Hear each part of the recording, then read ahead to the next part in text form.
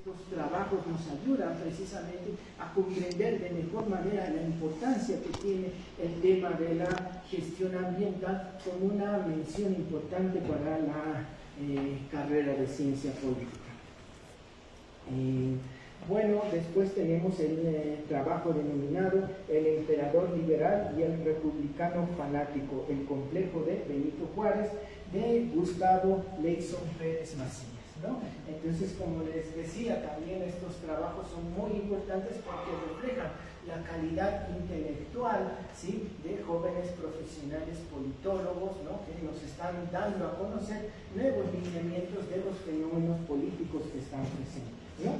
Entonces, el trabajo precisamente se recurre, ¿no?, a precisamente cuestionar la figura casi sacralizada de Juárez, que implica entrar en el terreno de los mitos fundacionales de América Latina. El trabajo no solo revisa episodios históricos, sino que reflexiona sobre el dogmatismo político y sus consecuencias.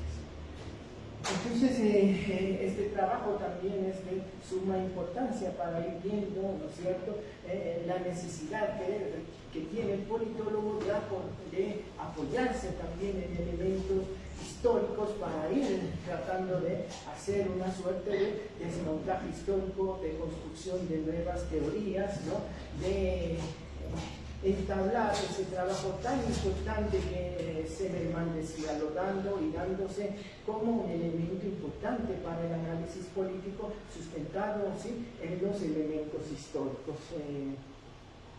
También tenemos el trabajo presentado por Pablo Daniel Loza Tapia, ¿no?, que también es un gusto poder comentar un poco. Ya cada autor va a ir desarrollando, así que Marcelo me pidió que haga una pequeña síntesis de los trabajos que se están presentando, ¿no? Y aquí Pablo Daniel nos muestra precisamente la trayectoria y perspectivas de la filosofía política en Bolivia, entre el Estado nacional y el proyecto plurinacional, ¿no? La delimitación temporal que él va trabajando está relacionada entre los siglos XX y XXI, ¿no? Entonces, este trabajo es particularmente relevante en este contexto boliviano actual porque permite comprender que el Estado plurinacional no va a surgir de la nada, sino que es resultado de una larga disputa, ¿no es cierto?, histórica, que se va a dar entre el bloque popular y el bloque oligárquico, y nos muestra, ¿no?, la densidad conceptual que tiene este trabajo tan importante. Como les decía, fíjense que va siendo también una relación importante entre la filosofía política, la historia como elementos centrales para el tema del análisis político. Entonces nos muestra precisamente que es un trabajo muy importante que pues Marcelo ya les pasará a todos el link donde está, ¿no es cierto?, esta revista, porque es gratuita, ¿no?, y ustedes pueden sí, deleitarse con este trabajo tan importante, sí, que nos menciona Pablo Daniel Loza Tapia. Por último está el trabajo de mi querido amigo, sí, Alberto Escobar Mamani, que le vamos a pedir por favor que se venga aquí como parte del grupo de autores, ¿no?, que está llevando adelante, ¿sí?, este trabajo. Y pues Alberto, alias, yo le conozco como alias Beto, siempre decía Betito, y pues igual muchos años de amistad que he podido tener con él, ¿no? Ya es un joven politólogo que está haciendo muy buenos aportes aquí a la parte académica, ¿no? Él hace su trabajo sobre las organizaciones y movimientos sociales como grupos de poder en la democracia del Estado plurinacional en Bolivia, ¿no?, enfocadas desde el periodo 2009 hasta el 2025, ¿sí? Entonces, en su artículo va a abordar el rol de los movimientos sociales. Creo que hay que relevar el trabajo que hace Alberto, ¿no?, y nos está mostrando precisamente la escasez de elementos teóricos para comprender de mejor manera el concepto, la categoría de movimiento social. Si bien es cierto que pues hay muchos elementos que nos hablan de la movilización social, del movimiento social. Pues Alberto hace un trabajo riguroso y nos da elementos y categorías importantes sobre el movimiento social, ¿no es cierto?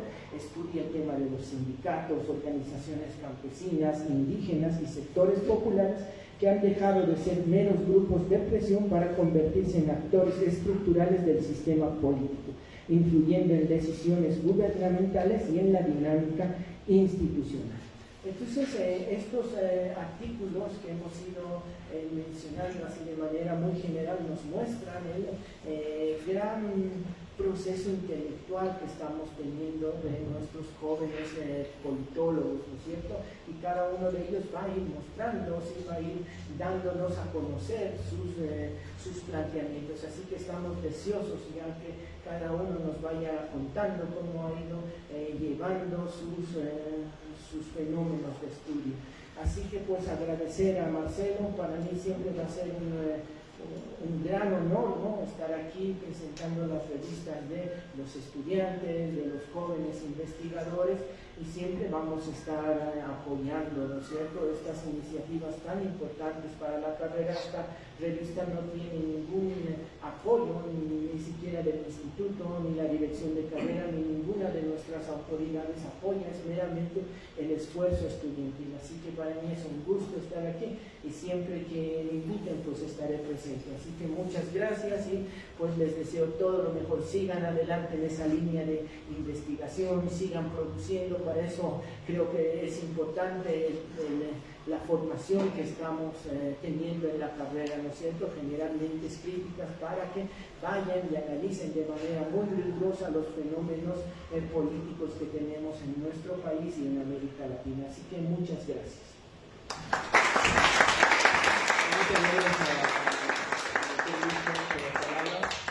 Y quisiera mencionar también que estén atentos, porque al final vamos a regalar unos libros, vamos a sortear unos libros con las personas que hagan algún comentario de los artículos.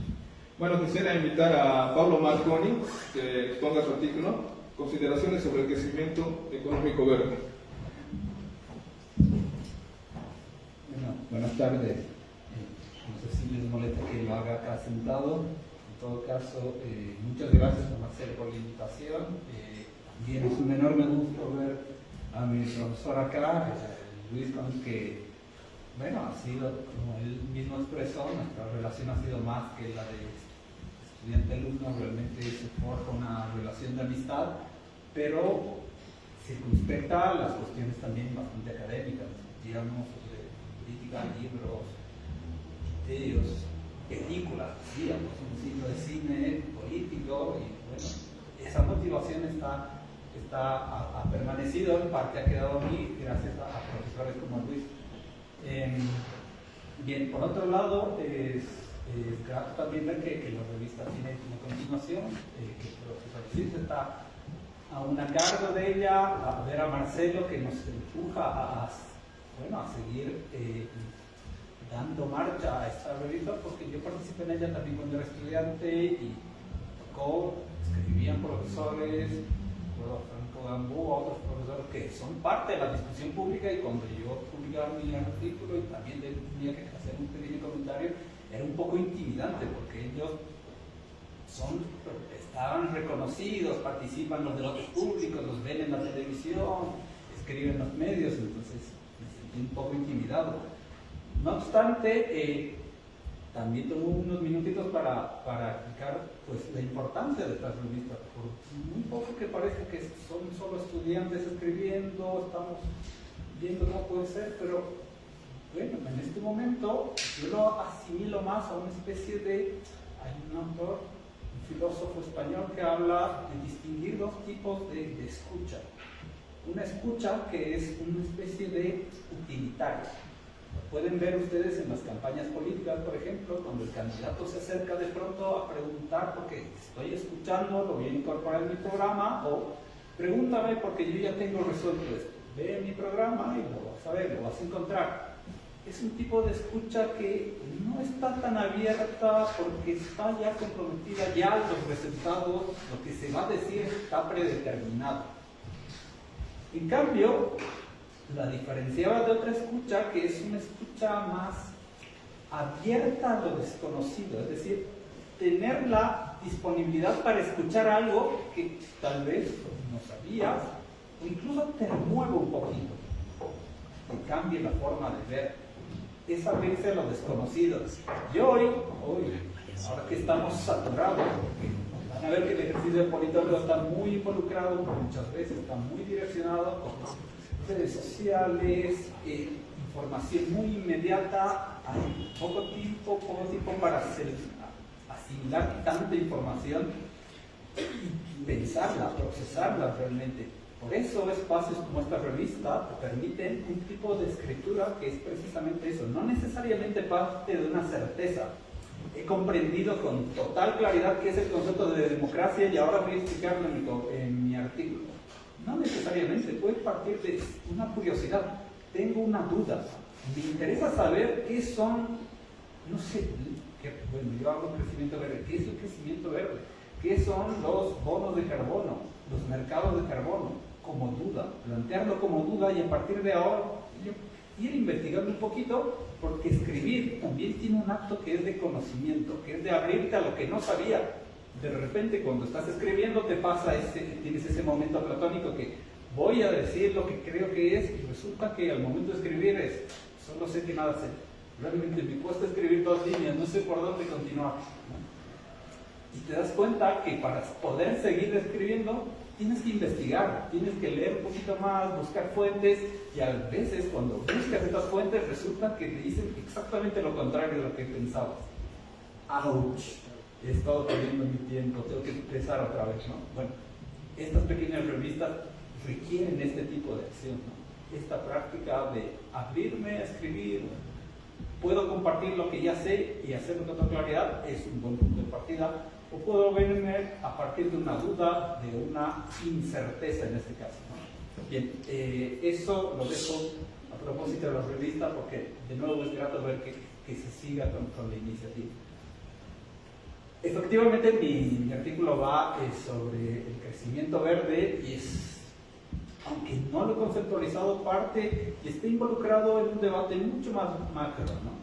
Que es básicamente, ustedes saben que la emergencia climática que estamos afrontando nos obliga a tomar decisiones a nivel global por un lado, que es básicamente a la que hay un consenso total. Tenemos que descarbonizar nuestras economías y esto implica cambiar nuestra matriz energética, nuestra fuente principal de energía primaria. Bien, aquí no hay ningún problema. El consenso parece ser casi absoluto, aunque ahora han aparecido grupos más que podrían ser alineados como negacionistas. ¿Dónde está el meollo de esta cuestión? Es que, bien, ahora que sabemos que tenemos que hacer esto por razones climáticas, por razones económicas, por razones políticas y sociales, la cuestión es ¿cómo lo hacemos? ¿Cómo se hace esto? Aquí el consenso ya no es tan grande, porque existen múltiples formas de encarar una cuestión tan crucial, tan urgente en estos momentos, que aquí viene, de hecho, precisamente por eso viene el lado político. Bien, en esa cuestión de cómo hacemos, probablemente la interpretación dominante nos dice que no tenemos que preocuparnos, bien, no hay mucho que preocuparse porque una vez que cambiemos los combustibles fósiles por energías renovables, paneles solares, energía eólica, nuestra vida puede continuar, el crecimiento puede seguir el mismo, podemos comportarnos de la misma forma. Y esto sobre todo conceptualmente podríamos decir, el norte global, defender un estilo de vida que no choque en absoluto con los límites del planeta.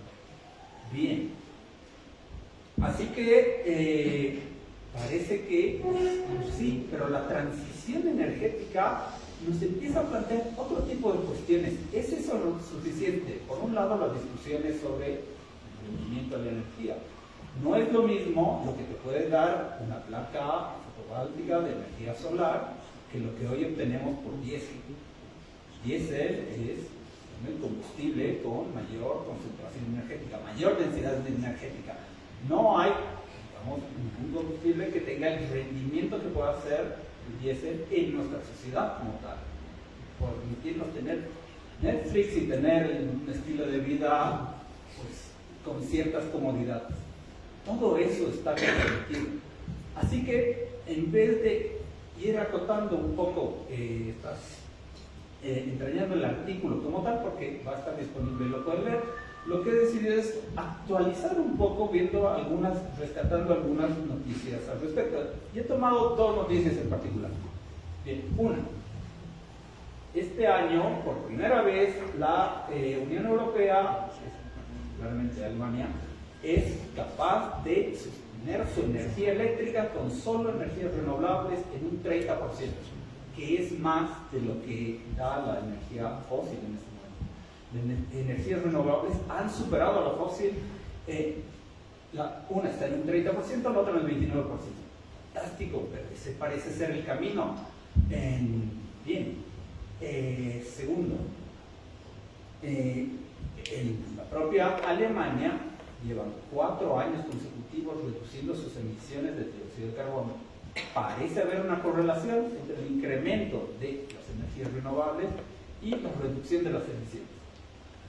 Bien, aquí viene el factor que le da vuelta y complica un poco este panorama, porque estas acciones se dan en un contexto geopolítico. ¿Recuerdan la guerra de Rusia con Ucrania? ¿Qué consecuencia tuvo para Europa? Cambiar de fuente de matriz energética. Lo que ellos recibían era, sobre todo, su capacidad industrial se basaba en el gas o agua natural que provenía de Rusia. Bien, la guerra hizo que Europa tome una posición partisana con ello, rompa hasta esta fuente de suministro, que ahora llega de contrabando. ¿Qué significó eso para Europa? Que los costos de energía se triplicaron. Los costos de la energía hacen que su industria sea menos competitiva respecto a países como Estados Unidos, China, y eventualmente y actualmente se están desindustrializando. Esa desindustrialización lleva a que se consuma menos energía y los reportes en torno a la reducción de emisiones ahora parecen señalar un factor que no estaba esperado, que puede explicarse a partir de la desindustrialización y no tanto con el simplemente cambio de matrices energética de energías fósiles a energías renovables. Bien, esa es una cuestión que complejiza absolutamente la cuestión, porque en Latinoamérica, y verán que toda esta cuestión es, desde un debate ecologista, hay que hacer la transición renovable sin importar lo que esto cueste, porque es lo más importante. Y eso implica que, por ejemplo, las energías renovables son intensivas en materiales escasos. Materiales escasos que muchos de ellos se encuentran en Latinoamérica. La relación para Latinoamérica es ver a Latinoamérica otra vez como centro del cual se pueden extraer estos minerales. De nuevo, no estamos cambiando nada, solo estamos cambiando la matriz energética. Parece mucho más complicado. Desde Latinoamérica, los movimientos ecologistas, sin embargo, han sido mucho más interesantes y les han propuesto, por ejemplo, transiciones socioecológicas, donde no solamente se trata de cambiar nuestra matriz de energía primaria, sino nuestra forma de vida, nuestra forma de consumo y, en síntesis, la reducción del metabolismo global. Bien, es una dinámica mucho más compleja que simplemente cambiar una fuente por otra. Lo que intento mostrar es eso, es una complejidad. Todavía estamos conviviendo con ello y hay muchas respuestas coludidas a ello. Segundo, uno de los conceptos que tomo en el artículo es parto. Hay muchas formas. Realmente desempacar este problema es muy amplio porque tiene muchas aristas. La que yo he escogido es partir desde un concepto que se desarrolló desde más o menos casi 2 décadas, que es el presupuesto global de carbono. El enfoque es global. ¿Qué dice el presupuesto global de carbono? Nos dice que básicamente tenemos cierta cantidad de dióxido de carbono que podemos emitir. Bien, tenemos un límite. Y partimos, esto fue reconocido más o menos a partir del IPCC en 2013 y se convierte en política global con el Acuerdo de París en 2015. Entonces, en 2015, tomando como base 2015, nos dicen que en 2020 tenemos un techo. No podemos emitir más de eso porque si nos pasamos de ello, vamos a mover la temperatura global hacia 1.5 grados respecto a los niveles preindustriales y con posibilidad de llegar a los 2 grados. Esto es terrible porque ustedes sabrán que este cambio precisamente la temperatura es lo que tiene todos estos fenómenos que estamos viendo. Mayores lluvias, mayor sequía, mayor inestabilidad climática, mayor incertidumbre al respecto. Bien. No pude yo ya incorporar en mi artículo el último informe que sacó el Carbon Budget o el presupuesto de carbono, que es básicamente lo que nos dice y hace una retrospección de este proceso de la siguiente forma. A partir del 2020, consideren que desde el 2015 nuestro consumo anual es más o menos 40 gigatoneladas por año de dióxido de carbono, de emisiones. Bien, lo que se nos decía desde 2015 y tomando ahora 2020 es que nos queda como mundo, como planeta, alrededor de 500 gigatoneladas de CO2 para poder emitir si no queremos que la temperatura se mueva a ese 1,5 grados respecto a los niveles preindustriales. Bien, ¿qué nos dice el informe en 2002? Nos queda 400. Podemos emitir 400 gigatoneladas si no queremos cambiarlo.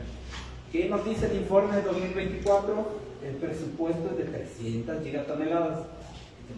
¿Qué nos dice el informe, el último informe de diciembre del 2025, el Carbon Budget? Nos dice básicamente el presupuesto se ha agotado. Hay un consenso científico que nos dice que vamos a experimentar un cambio hacia un mundo con 1,5 variablemente, pero hacia arriba, en la temperatura global. Y esto refuerza todos los patrones climáticos que hemos estado viendo, todas estas anomalías, mayores lluvias, mayores sequías. Elliot Jacobson le llama casino climático. Es un casino porque es básicamente abrir el periódico y ver dónde ha sido esta vez. Inundación en Pakistán, inundaciones en Brasil. Antes de que suceda esto en Irán, Teherán era la ciudad que estaba a punto de llegar a su día cero. ¿Qué quiere decir eso? Que era una ciudad que estaba a punto de quedarse sin agua, algo que solo le ha pasado a Montevideo hace 2 años. Bueno, y empezó a llover otra vez y tuvieron que traer agua del mar con unas plantas para quitar la salinización. Entonces fue muy complicado, muy costoso y requiere mucha energía. Bien. Es terrible porque las emisiones de dióxido de carbono no han parado de aumentar, a pesar de que el mundo hoy se nutre más de fuentes renovables.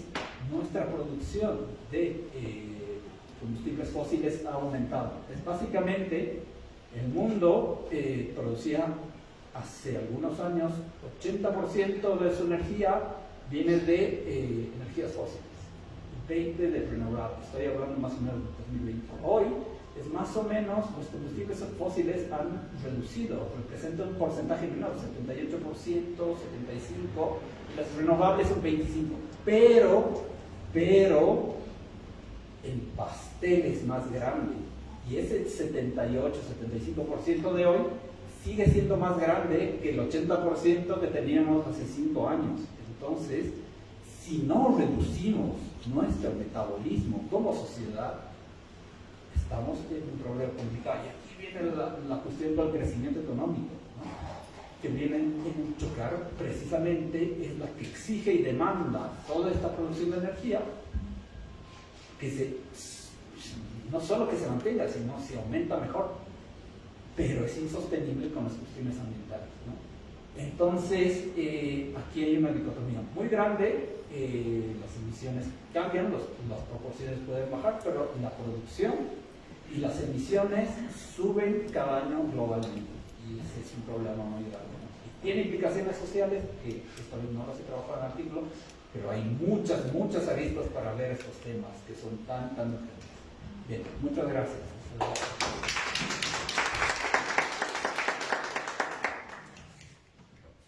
Bueno, muchas gracias a Pablo y muchas gracias a los docentes virtuales por todo el apoyo. Bueno, ahora quiero invitar a Gustavo Macías a que exponga su artículo El emperador liberal y el republicano fanático, el complejo de Benito Juárez, equidad de la justicia.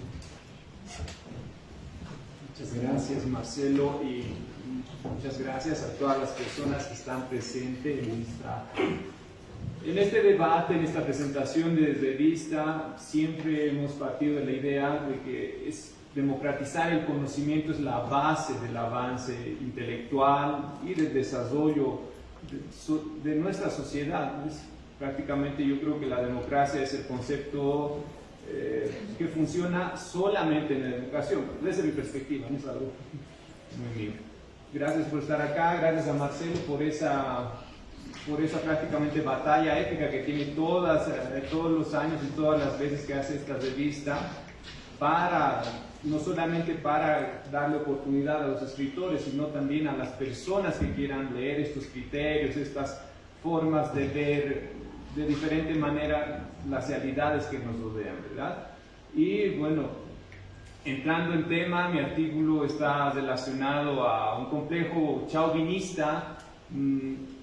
Yo había escrito esto el año pasado, justamente antes de las elecciones generales, y bueno, todos conocemos que el clásico debate, la clásica retórica que utilizan todos los candidatos es: yo soy del pueblo, yo soy de izquierda, yo soy boliviano y por tal motivo yo soy mejor que el contrincante, que el adversario, que el oponente político. Eso no solamente se da en nuestra sociedad, sino en prácticamente todo el mundo. No es exacerbación del nacionalismo, chauvinismo, ¿no? Y bueno, el dato histórico de que el emperador Maximiliano, designado por Napoleón III en el siglo XIX, 1862 a 1865, si no me equivoco, bueno, esos datos están en el artículo, los pueden corroborar. Tenía, curiosamente, a pesar de haber sido designado por una autoridad monárquica como era Napoleón III, una visión mucho más práctica y mucho más amplia de lo que era el desarrollo de una sociedad. A la educación laica, la apertura a los pueblos nativos, reducción del trabajo como una especie de castigo, como siempre se ha venido a hablar dentro de nuestra historia republicana, precolonial, bueno, colonial en este caso. Choca con la ambición de poder de un hombre como Benito Juárez, que muy correctamente utiliza, lo hemos visto mucho en los discursos de AMLO, ¿verdad? O cualquier partidario de una izquierda más o menos, como le dicen, no tan muy recalcitrante, muy radical.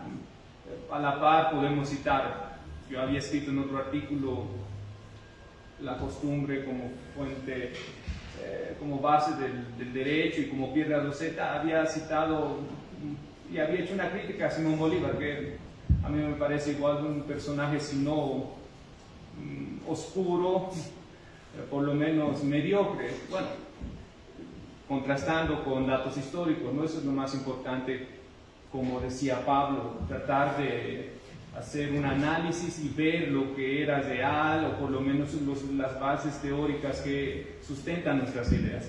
Y bueno, ese mismo sentimiento de superioridad a base del nacionalismo, a base del origen social, como les decían, si el gobierno no es sindical, prácticamente está destinado al fracaso. Si el gobierno no es de izquierda, está destinado al fracaso. Si el gobierno no es, lo han debido escuchar, si el presidente no es boliviano, prácticamente está destinado al fracaso. Y esto tiene sus orígenes, ¿verdad?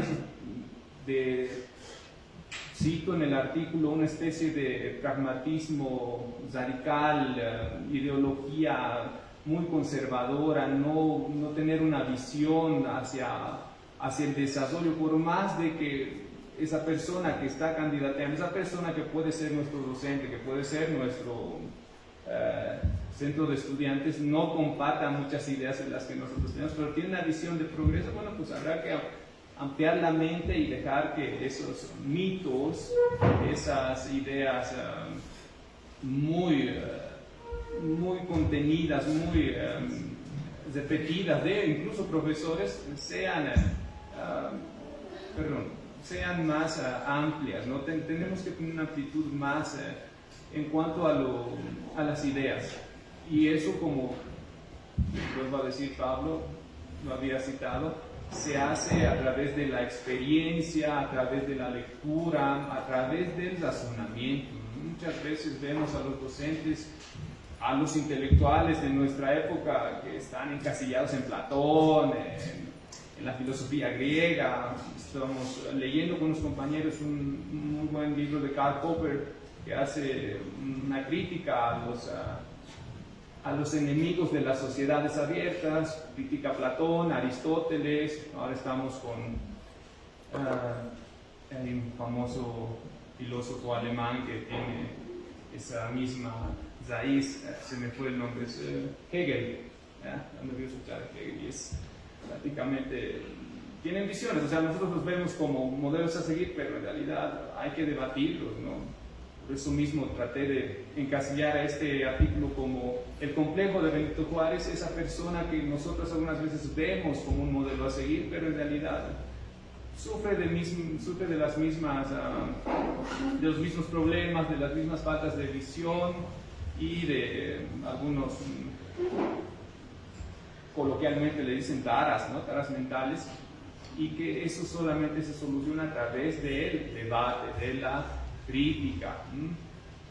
Justamente al final del artículo menciono a Victor Hugo, ese famoso escritor francés. Había tratado de interceder por este señor Maximiliano para que no se lo condene a la muerte, pero falló. Giuseppe Garibaldi también. Giuseppe Garibaldi, un gran modelo, pero no una gran figura de la historia italiana. Yo hago un contraste con Francisco de Miranda. Él debería haber sido reconocido más que Bolívar como nuestro libertador, un hombre visionario, con una amplitud mental increíble. Había participado en las tres revoluciones más importantes del siglo XVIII, la Revolución Americana, la Revolución Francesa y obviamente parte de la Revolución Venezolana de la Independencia. Un hombre que había estado cerca de George Washington. De igual manera, Giuseppe Garibaldi, al haber sido una imagen determinante para la unión del Imperio Italiano, de la República Italiana, había llegado a nuestro continente y participado en las batallas para la independencia de Uruguay y también en parte incentivado no ha habido una independencia en Brasil en sí, sino ha sido una especie de acuerdo mucho más amistoso, pero habían desarrollado ciertas batallas ahí. Bueno, en pocas palabras, para resumir tal cual el artículo, es una crítica a esa exacerbación que hay dentro de nuestros líderes nacionales, regionales, incluso en nuestra casa de estudios, ¿no? Tratar de que la diferencia de visiones sea más amplia, sea más aceptada por todos nosotros, ¿no? Está ahí en el artículo algunas citas interesantes y bueno, espero que lo puedan leer. Gracias a Marcelo de nuevo. Esperemos también que muchos más de ustedes se animen a participar en este tipo de emprendimientos. Marcelo hace un podcast también cada cierto tiempo que pueden estar invitados. Ustedes mismos deben ver en la televisión que tenemos un séquito de analistas políticos o de tiktokers que van a hacer ciertamente lo mismo una y otra vez y no hay diversidad, no hay ideas nuevas y las ideas nuevas están en ustedes y eso es lo más importante para Marcelo, para las autoridades de esta facultad. Bueno, muchas gracias y...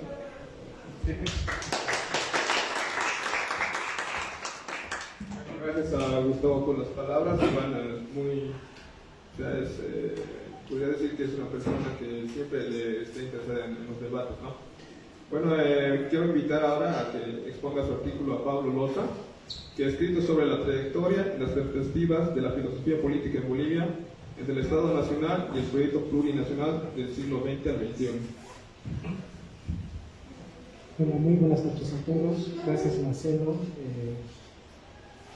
Me he permitido escribir un artículo justamente basado en todo lo que es la trayectoria de la filosofía política en Bolivia en el siglo XX y unas perspectivas que se han ido generando en nuestra sociedad desde el siglo XXI. Para lo cual me he permitido escribir un pequeño texto que no habla, que no es una copia de lo que he escrito en el artículo, pero que sí está en sintonía con lo que he escrito. Y en ese sentido, la pregunta central que ha guiado mi artículo ha sido la siguiente: ¿cómo se ha elaborado el pensamiento político boliviano con marcos conceptuales para abordar el desafío de construir un modelo político estable en una sociedad caracterizada por una profunda heterogeneidad cultural y social? Esta cuestión, aunque muy anclada en un contexto específico, se remite a debates fundamentales de la teoría política contemporánea sobre la relación entre unidad estatal y diversidad cultural y sobre los límites y posibilidades de los modelos del Estado-Nación homogéneo. El pensamiento político